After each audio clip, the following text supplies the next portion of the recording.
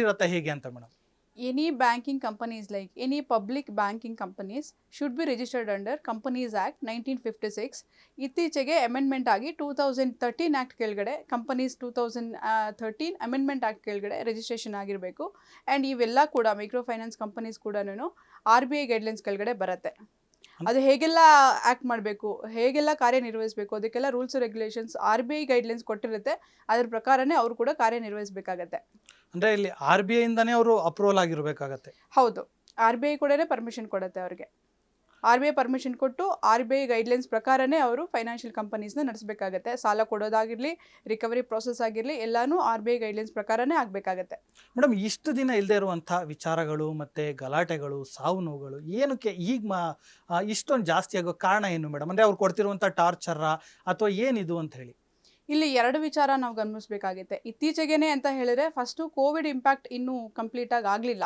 Covid ಇಂಪ್ಯಾಕ್ಟಿಂದ ಎಷ್ಟೊಂದು businesses loss ಆಗಿದೆ, ಅದರಿಂದ ತುಂಬ ಜನಗಳು ಬಳಲಿದ್ದಾರೆ ಕೂಡ.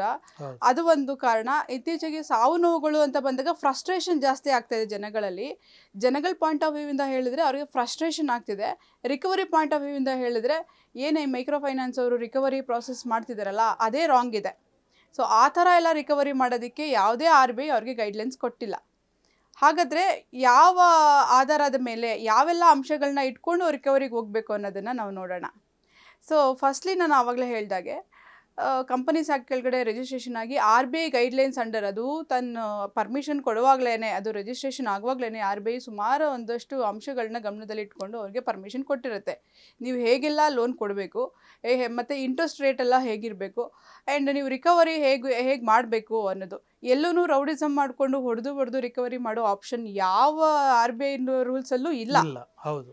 ಬಟ್ ಇವರು ಅದನ್ನ ಮಿಸ್ಯೂಸ್ ಮಾಡಿಕೊಂಡು ಮಾಡ್ತಿರೋದ್ರಿಂದ ಈಗ ಆಲ್ರೆಡಿ ಫ್ರಸ್ಟ್ರೇಟ್ ಆಗಿರೋ ಜನಗಳಿಗೆ ಇನ್ನು ಕಿರುಕುಳ ಜಾಸ್ತಿ ಆಗ್ತಿದೆ.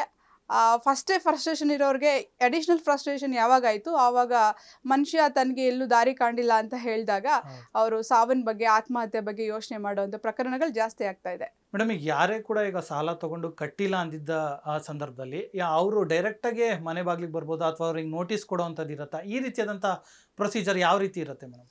ಖಂಡಿತವಾಗ್ಲೂ ಡೈರೆಕ್ಟಾಗಿ ಸುಮ್ಮನೆ ಹಾಗೆ ಬರೋಕ್ಕೆ ಯಾವ ಬ್ಯಾಂಕ್ಗೂ RBI ಗೈಡ್ಲೈನ್ಸ್ ಕೊಟ್ಟಿಲ್ಲ. ಆ ಥರ ಪರ್ಮಿಷನ್ ಕೂಡ ಇಲ್ಲ. ಒಂದು ಇದರಲ್ಲಿ ಬರ್ಬೋದು, ಒಂದು ವೇಳೆ ಅವ್ರದ್ದು ಅಕೌಂಟ್ NPA ಆಗ್ತಿದೆ ಅಂತ ಹೇಳಿದ್ರೆ. ಸೊ NPA ಆಗ್ತಿದೆ ಅಂತ ಹೇಳಿದ್ರೆ ಅನ್ನೋದಕ್ಕೆ ಮುಂಚೆ NPA ಅಂದರೆ ಏನು ಅಂತ ತಿಳ್ಕೊಳ್ಳೋಣ. NPA ಅಂದರೆ ನಾನ್ ಪರ್ಫಾರ್ಮಿಂಗ್ ಅಸೆಟ್ ಅಂತ. ಯಾವುದೇ ಒಬ್ಬ ಸಾಲಗಾರ ಸಾಲ ತಗೊಂಡಾಗ ಆ ಅಕೌಂಟ್ NPA ಅಂತ ಡಿಕ್ಲೇರ್ ಮಾಡಬೇಕು ಅಂತ ಹೇಳಿದ್ರೆ ಕಂಟಿನ್ಯೂಸ್ ಆಗಿ 3 months 3 ತಿಂಗಳುಗಳ ಕಾಲ ಅವನು ಲೋನ್ ಕಟ್ಟಿರಬಾರ್ದು. ಆವಾಗ ಮಾತ್ರನೇ ಅದು NPA ಆಗುತ್ತೆ. ಒಂದು ವೇಳೆ 3 ತಿಂಗಳು ಅಂದರೆ 90 ದಿನಗಳ ಕಾಲ ಕಂಟಿನ್ಯೂಸ್ ಆಗಿ, ಫಾರ್ ಎಕ್ಸಾಂಪಲ್ ಇವತ್ತು ಫಸ್ಟು ಈ ಮಂತಲ್ಲಿ ಕಟ್ಟಿರ್ತಾರೆ, ನೆಕ್ಸ್ಟ್ ಮಂತ್ ಸ್ಕಿಪ್ ಆಗುತ್ತೆ, ನೆಕ್ಸ್ಟ್ ಮಂತ್ ಅದನ್ನು ಮತ್ತೆ 3rd ಮಂತಿಗೆ ಅವರು ಕಟ್ಕೊಂಡು ಹೋದಾಗ ಅದು NPA ಆಗಲ್ಲ. ಓಕೆ, 1 ಮಂತ್ ಕಟ್ಟಿಲ್ಲ ಮೇಡಮ್, ಇವಾಗ ಲೋನ್ ತೊಗೊಂಡಿದ್ದೀನಿ, 1 ಮಂತ್ ನಂಗೆ ಪೇ ಮಾಡೋಕ್ಕಾಗಲಿಲ್ಲ, ಸ್ಯಾಲ್ರಿ ಡಿಲೇ ಆಗುತ್ತೋ, ಮನೇಲಿ ಯಾರೋ ಹುಷಾರು ತಪ್ಪಿ ಹಾಸ್ಪಿಟ್ಲೈಸ್ ಆಗಿರ್ತಾರೋ, ಅಲ್ಲಿ ದುಡ್ಡು ಖರ್ಚಾಗುತ್ತೋ, ಹಾಗಾಗಿ ಲೋನ್ ಕಟ್ಟೋಕ್ಕಾಗಲ್ಲ, ನಮ್ಮ ಅಕೌಂಟ್ NPA ಆಗುತ್ತಾ? ಖಂಡಿತವಾಗ್ಲೂ ಇಲ್ಲ.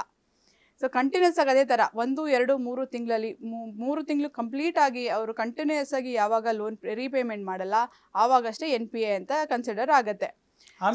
ನೋಟಿಸ್ ಸರ್ವ್ ಮಾಡಲೇಬೇಕು. ಸೊ NPA ಅಂತ ಆದಮೇಲೆ as per RBI guidelines section 32 of SARFAESI ಆ್ಯಕ್ಟನ್ನು ಇನ್ ಶಾರ್ಟ್ ನಾವು ಹೇಳ್ತೀವಿ. ಅದ್ರ ಫುಲ್ ಫಾರ್ಮ್ ಒಂದು securitisation and reconstruction of financial assets and security interest act 2002.